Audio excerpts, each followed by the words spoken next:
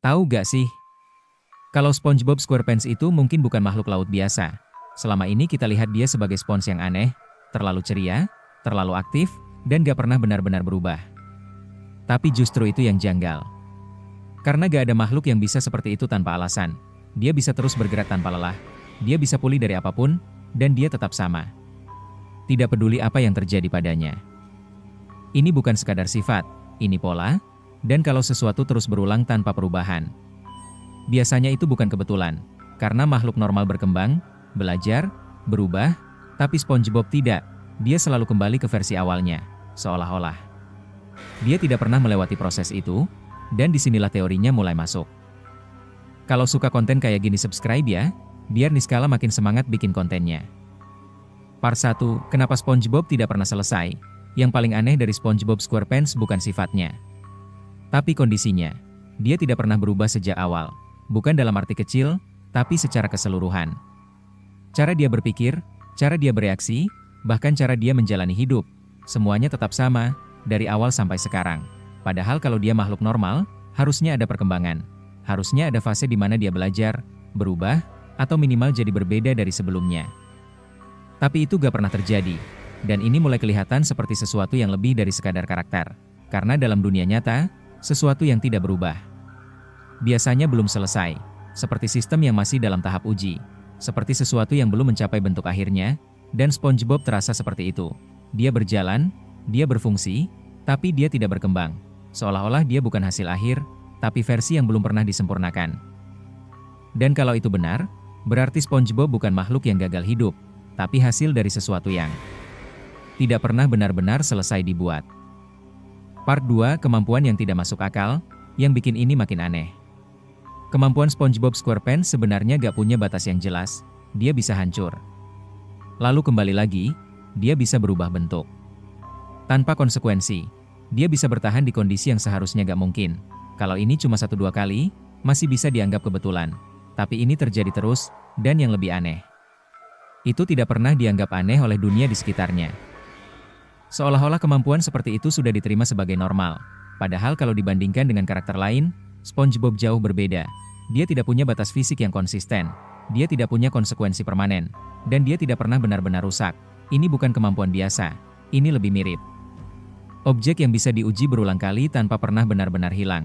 Seperti sesuatu yang memang dibuat untuk tahan terhadap apapun. Dan dari sini mulai kelihatan arah teorinya. SpongeBob bukan sekadar makhluk yang kuat, tapi sesuatu yang sengaja dibuat untuk terus bertahan, tidak peduli apa yang terjadi.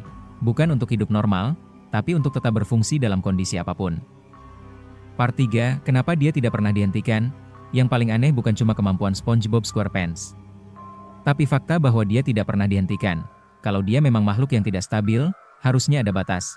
Harusnya ada momen di mana dia dikontrol, dibatasi, atau bahkan dihapus, tapi itu gak pernah terjadi. Dia terus ada, terus berfungsi, dan terus dibiarkan seperti itu. Padahal dalam kondisi normal, sesuatu yang tidak sempurna biasanya akan diperbaiki atau dihentikan. Tapi SpongeBob justru sebaliknya, seolah-olah dia memang harus tetap ada. Dan ini mulai mengarah ke satu kemungkinan yang lebih spesifik. SpongeBob bukan gagal yang ditinggalkan, tapi gagal yang dipertahankan, karena masih punya fungsi. Mungkin bukan sebagai hasil akhir, tapi sebagai sesuatu yang terus diamati. Makhluk yang tidak sempurna, justru lebih berguna untuk diuji, dan selama dia masih berjalan, masih bereaksi, dan masih bisa digunakan, tidak ada alasan untuk menghentikannya. Artinya, SpongeBob bukan sekadar dibiarkan hidup, tapi sengaja dipertahankan dalam kondisi seperti itu. Part 4, dunia yang terlalu menyesuaikan SpongeBob, yang lebih aneh lagi.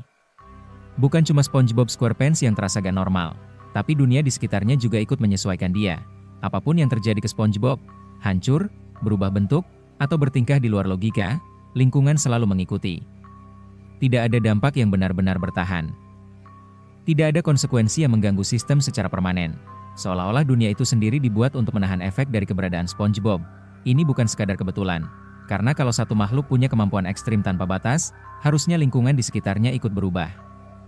Tapi di Bikini Bottom, semuanya tetap stabil. Artinya ada dua kemungkinan. Entah dunia itu cukup kuat untuk menahan SpongeBob, atau dunia itu memang sudah disesuaikan untuk dia sejak awal. Dan kalau kita lihat polanya, opsi kedua lebih masuk akal. Setiap kejadian ekstrim selalu dirapikan. Setiap kekacauan selalu kembali ke normal. Seolah-olah ada sistem yang memastikan semuanya tetap terkendali. Dan ini bikin satu hal jadi jelas. SpongeBob bukan sekadar bagian dari dunia itu. Tapi salah satu alasan kenapa dunia itu berjalan seperti sekarang. Bukan cuma dia yang tidak selesai. Tapi seluruh lingkungan di sekitarnya ikut disesuaikan supaya dia bisa terus ada. Part 5, kenapa dia tidak pernah sadar? Yang paling mengganggu bukan kemampuan SpongeBob SquarePants, tapi kesadarannya. Dia tidak pernah mempertanyakan dirinya sendiri. Dia tidak pernah berhenti dan bertanya kenapa dia berbeda. Kenapa dia bisa pulih dari apapun. Atau kenapa hidupnya selalu kembali ke titik yang sama. Semua itu terjadi. Tapi dia tidak pernah sampai ke titik sadar. Dan ini bukan sekadar sifat polos. Karena bahkan karakter lain, di momen tertentu, pernah menunjukkan kesadaran, marah, curiga, atau mempertanyakan sesuatu. Tapi SpongeBob hampir tidak pernah sampai ke situ. Seolah-olah ada batas di dalam dirinya, yang tidak bisa dia lewati. Seperti sistem yang sengaja menjaga dia tetap berada di satu level pemahaman. Karena kalau dia mulai sadar, semua yang selama ini terlihat normal, akan langsung terlihat berbeda. Dan kalau itu terjadi, dia tidak lagi bisa berfungsi seperti sebelumnya. Artinya, ketidaksadaran SpongeBob bukan kelemahan, tapi bagian dari desain. Dia bukan tidak tahu, tapi tidak diizinkan untuk tahu. Part 6, kenapa dia tidak pernah diambil kembali? Kalau SpongeBob SquarePants memang bagian dari proyek. Satu hal yang harusnya terjadi adalah, dia diambil kembali, diuji, lalu dikembalikan, diperbaiki, atau dihentikan. Tapi itu gak pernah terjadi. Dia tetap di sana, tanpa perubahan, tanpa intervensi yang terlihat, dan ini justru bikin teorinya makin kuat. Karena dalam banyak kasus, sesuatu yang tidak sempurna biasanya ditarik kembali untuk diperbaiki. Tapi SpongeBob tidak. Seolah-olah dia memang sengaja dibiarkan berada di lingkungan itu. Dalam jangka waktu yang lama, dan ini mulai mengarah ke satu kemungkinan. SpongeBob bukan proyek yang gagal di awal, tapi proyek yang berubah fungsi.